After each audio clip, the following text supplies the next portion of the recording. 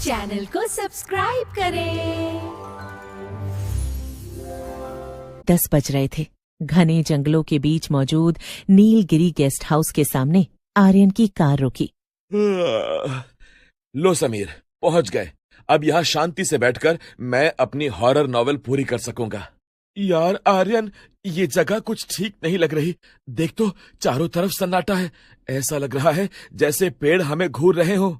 अरे डरपोक, ये सन्नाटा ही तो लेखक की खुराक है। चल सामान उतार। तभी अंधेरे में से एक बूढ़ा आदमी बाहर निकला। उसके चेहरे पर गहरी झुर्रियां थीं और उसकी एक आंख सफेद थी। साहब, इस वक्त मैंने मना किया था ना कि सूरज ढलने के बाद यहाँ मत आना। क्यों काका, कोई डाकू वाकू का डर है क्या? डाकुओं से तो लड़ लोगे साहब, लेकिन उससे कैसे लड़ोगे जिसका शरीर ही नहीं है। याद रखना, कमरा नंबर 4 में जो भी है उसे अकेला रहना पसंद है। अगर तुम्हें लगे कि कमरे में कोई है तो मुड़कर मत देखना। कमरा नंबर 4 बहुत बड़ा था। आर्यन, मुझे अजीब सी गंध आ रही है, जैसे कुछ जल रहा हो या जैसे कोई पुराना सड़ा हुआ मांस। पुरानी लकड़ी की गंध है भाई। तू सो जा, मैं अपनी डायरी में कुछ नोट्स लिखता हूँ। रात के 1 बजे आर्यन टेबल लैंप जलाकर लिख रहा था। अचानक उसे महसूस हुआ कि उसके पीछे कोई खड़ा है। एक ठंडी हवा का झोंका उसकी गर्दन से टकराया। उसने पीछे मुड़कर देखा। समीर गहरी नींद में था, लेकिन वो अजीब तरह से कांप रहा था। उसके मुंह से बुदबुदाने की आवाज आ रही थी। वो कोने में खड़ा है, वो मुझे देख रहा है, उसकी आंखें नहीं हैं। जैसे ही उसने समीर के कंधे पर हाथ रखा, कमरे का तापमान अचानक गिर गया। समीर ने अचानक अपनी आंखें खोली। उसकी आंखों की पुतलियां पूरी तरह गायब थीं। सिर्फ सफेद हिस्सा दिख रहा था। तुमने उसे क्यों परेशान किया? वो यहाँ 100 सालों से है। आर्यन पीछे हटा। अचानक अलमारी का दरवाजा जोर से खुला। आर्यन की तर्क शक्ति अब जवाब दे रही थी। वो चिल्लाया और समीर को झकझोरा। समीर होश में आया और चीख पड़ा। आर्यन, अलमारी के ऊपर देखो। आर्यन ने ऊपर देखा। छत से सटकर एक परछाई उल्टी लटकी हुई थी और उसका चेहरा पूरी तरह से छिला हुआ था। दोनों दरवाजे की तरफ भागे, लेकिन दरवाजा बाहर से किसी ने बंद कर दिया था। कोई है? काका, काका, दरवाजा खोलो, बचाओ, कोई है?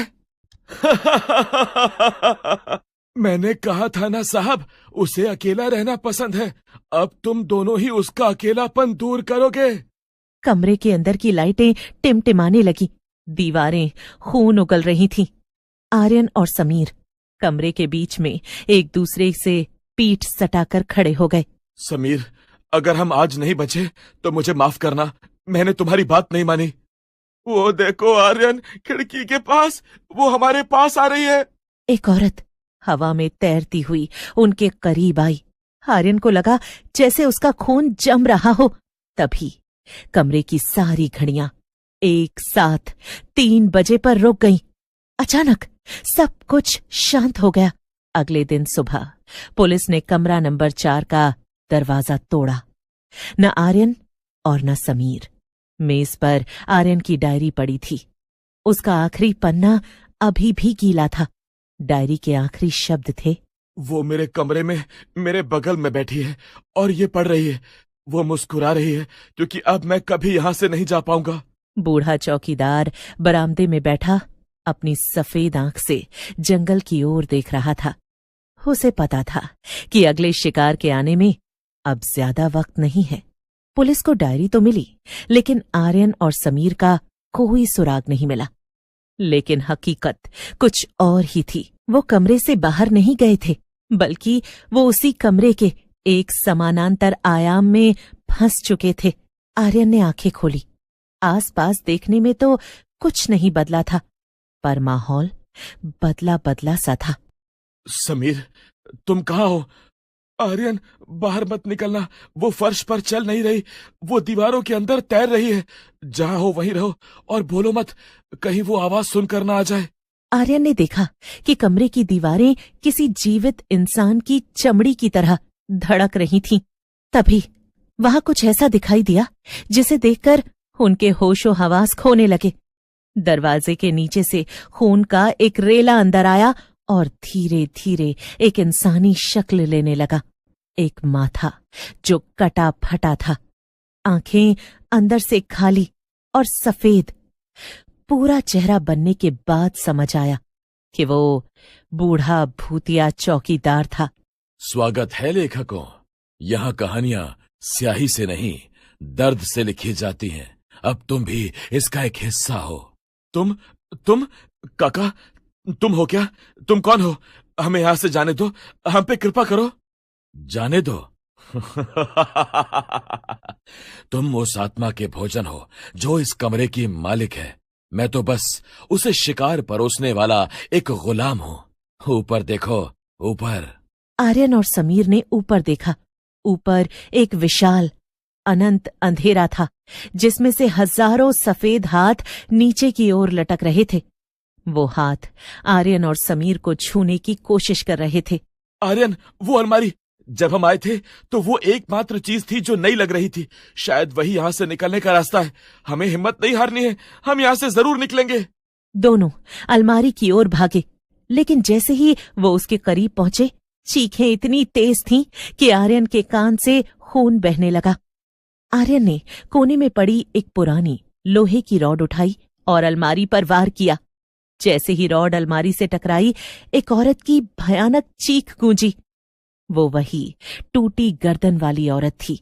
वो अलमारी के अंदर से निकलकर आर्यन के सामने आ गई। उसका चेहरा अब और भी विकृत हो चुका था। उसकी आंखों की जगह 2 गहरे गड्ढे थे। आर्यन को अचानक समझ आया, ये औरत कोई भूत नहीं थी, बल्कि उसे इस अलमारी के पीछे चुनवा दिया गया था। उसकी आत्मा इस कमरे की लकड़ियों और दीवारों में कैद हो चुकी थी। समीर, अलमारी के पीछे वाली दीवार तोड़ो, इसकी हड्डियां वही हैं। समीर और आर्यन ने मिलकर पूरी ताकत से दीवार पर प्रहार किया। एक कंकाल दिखाई दिया जो खड़ी अवस्था में था। कंकाल के गले में एक भारी जंजीर बंधी थी। जैसे ही जंजीर टूटी, पूरे गेस्ट हाउस में एक जोरदार भूकंप आया। चौकीदार का शरीर धुएं में बदलने लगा। आर्यन और समीर ने अपनी आंखें बंद कर ली। उन्हें महसूस हुआ कि वो किसी गहरी खाई में गिर रहे हैं। सुबह के 6 बज चुके थे। सूरज की पहली किरण खिड़की से अंदर आई। आर्यन और समीर गेस्ट हाउस के बाहर घास पर पड़े थे। आर्यन ने गेस्ट हाउस की ओर देखा। वो बंगला अब वहां नहीं था। वहां सिर्फ एक पुराना जला हुआ खंडहर था जो सदियों पुराना लग रहा था। दोनों लड़खड़ाते हुए अपनी कार की ओर बढ़े। आर्यन ने अपनी जेब में हाथ डाला तो उसे कुछ महसूस हुआ।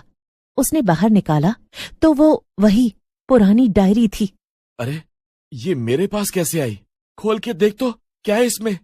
अरे, ये तो लगता है खाली है। सारे पन्ने चेक कर, कुछ तो होगा, वरना तेरी जेब में मिलने का क्या मतलब इसका? तुम बाहर तो आ गए हो, लेकिन क्या तुम्हें सच में लगता है कि कमरे में जो था वो वहीं रह गया? आर्यन ने धीरे से कार के रियर व्यू मिरर में देखा। पीछे वाली सीट खाली थी, लेकिन शीशे में समीर और आर्यन की चीख एक बार फिर उस सुनसान जंगल में गूंज गई। और उसके बाद वो दोनों किसी को कभी दिखाई नहीं दिए।